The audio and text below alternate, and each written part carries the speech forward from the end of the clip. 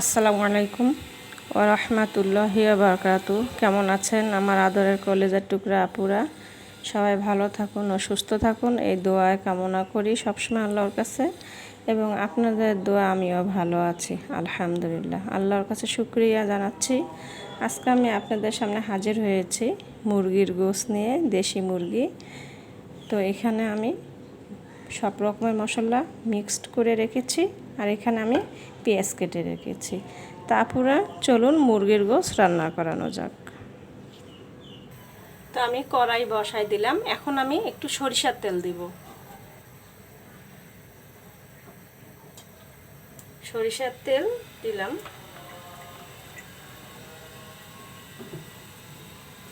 দিয়ে দিচ্ছি পেঁয়াজ,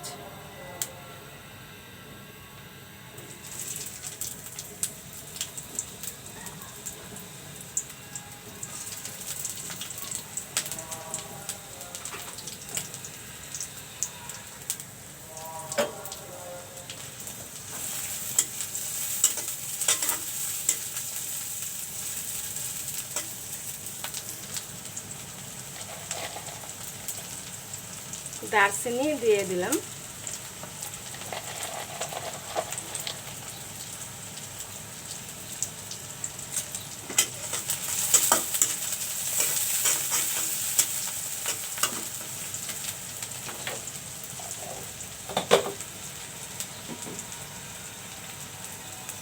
এখন আমি মশলাগুলো দিয়ে দিচ্ছি।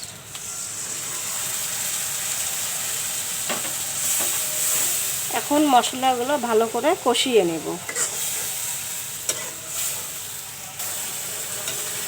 মশলাগুলো কষানো হয়ে গেছে, আমি এখন মুরগির গোশতগুলো দিয়ে দেব।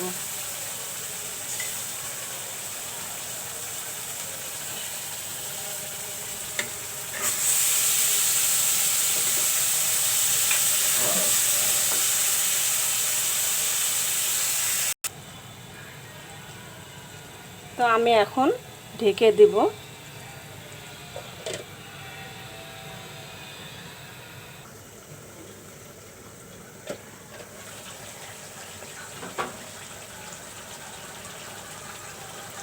গোশতটা কষানো হয়ে গেছে,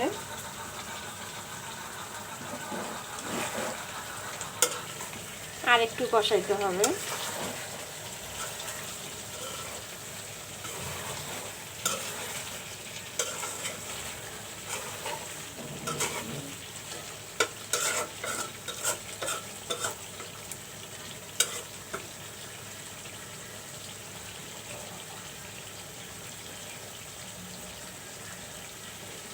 আমি একটু ঢেকে দিব।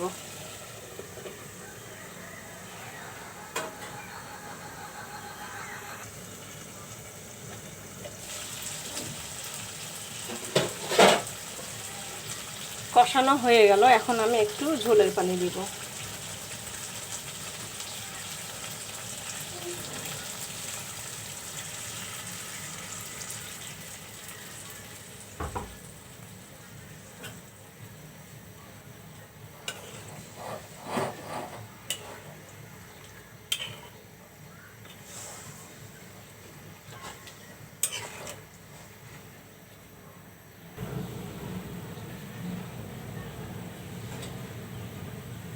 তো আমি একটু ঢেকে দিয়ে বলক উঠিয়ে নিব।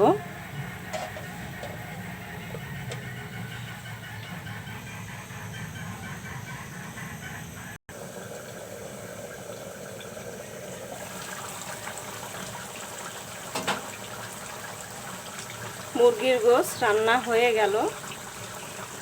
কলিজার টুকরা আপুরা আমার, যদি মুরগির গোশতের রান্না ভিডিওটা ভালো লেগে থাকে একটা লাইক কমেন্ট করুন, ও বেশি বেশি করে একটু শেয়ার করুন। সাবস্ক্রাইব করতে একদমই ভুলবেন না। পরবর্তী ভিডিওটি দেখার জন্য আমন্ত্রণ রইল সবাইকে। তো আপুরা, আমি এখন মুরগির গোশত রান্নাটা নামিয়ে নেব।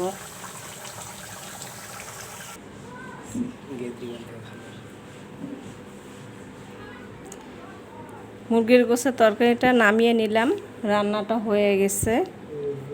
আপুরা সবাই আপনারা ভালো থাকেন, আল্লাহ যেন সবাইকেই ভালো রাখার তৌফিক দান করে এই দোয়াই কামনা করে রেখে দিচ্ছি। আসসালামু আলাইকুম ওয়া রাহমাতুল্লাহি ওয়া বারাকাতুহু।